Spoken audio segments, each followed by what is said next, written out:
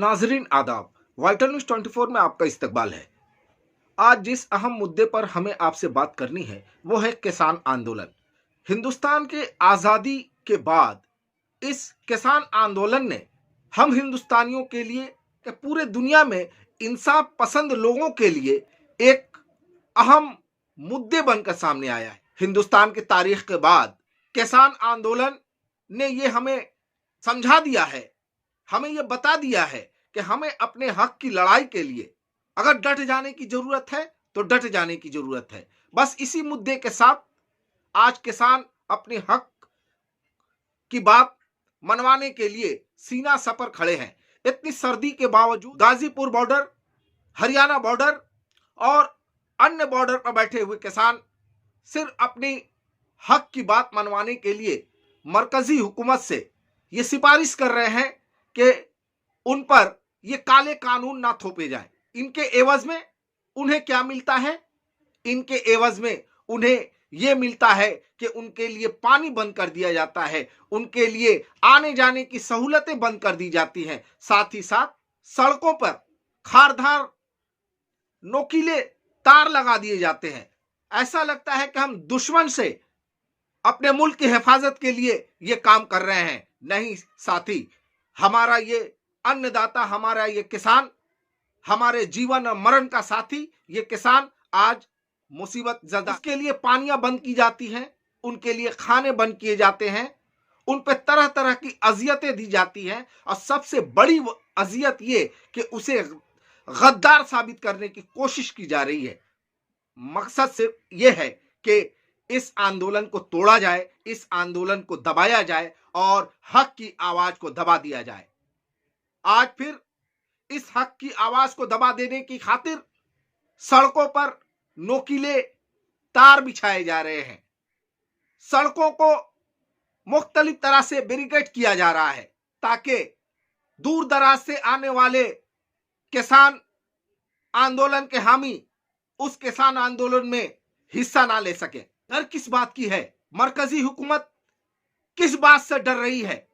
किसान तो निहत्थे खड़े हैं, सर्दी के दिनों में खुले आसमान के नीचे अपनी हक को मनवाने की खातिर यकजा हुए हैं और सिर्फ उनकी मांग यह है कि यह काला कानून उन पे जबरन ना थोपा जाए। अगर इतनी ताकत, इतनी मजबूती के साथ जो मरकजी हुकूमत आज बॉर्डर पर नोकीले तार बिछा रही है, अगर यही ताकत, यही तक़वियत बॉर्डर पर अगर लगा दी जाती तो वह सरपसंद जो हमारे मुल्क में ढुककर, हमारे मुल्क में दाखिल होकर सरपसंदी कर रहे हैं, उन पे रोक लगाया जाता। लेकिन अपनी ताकत को कहीं और सर्व किया जा रहा है और हक की बात को दबाने की कोशिश की जा रही है। हमारे अन्नदाता जो आज सर्दियों में ठिठुर रहे हैं, यकीन जानिए ये उनकी लड़ाई नहीं है दरपर्दा, ये सिर्फ उनकी लड़ाई नहीं है, बल्कि ये लड़ाई हिंदुस्तान के हर वो शहरी का है जो हक पसंद है, इंसाफ पसंद है, जो जिसने इस हिंदुस्तान की सरजमीन पर आंखें खोली, जिसने इस हिंदुस्तान की सरजमीन की फिजाओं में सांसें ली हैं, जिसने इस हिंदुस्तान की सरजमीन पर अपने गुल बूटे को सींचने की कोशिश की है। यह तहरीक हर वो हिंदुस्तानी का है जो इंसाफ पसंद है। हमें हर हाल में अपने अन्नदाता की हिमायत करनी होगी और जालिम हुकूमत से आंखों में आंखें डालकर बात करनी होगी कि वाकई अगर हक है तो हक का साथ दिया जाए।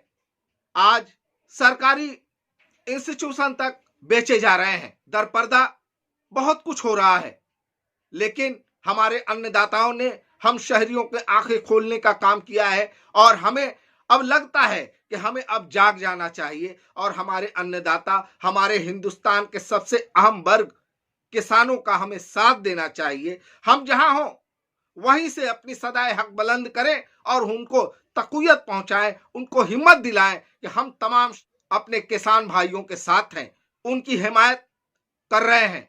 यकीन जानिए हमारी एक एक आवाज उनके लिए एक फौलादी सलाहियत पैदा करेगी, हमारी एक एक आवाज उनके लिए फौलादी ताकत साबित होगी और वो दिन दूर नहीं कि हमारा हिंदुस्तान और हमारे हिंदुस्तान का इंसाफ पसंद हर वर्ग उसी शान और शौकत के साथ आजादी का वो परचम लहराएगा और हमें और हमारे अन्नदाताओं को ये इंसाफ मिलेगा।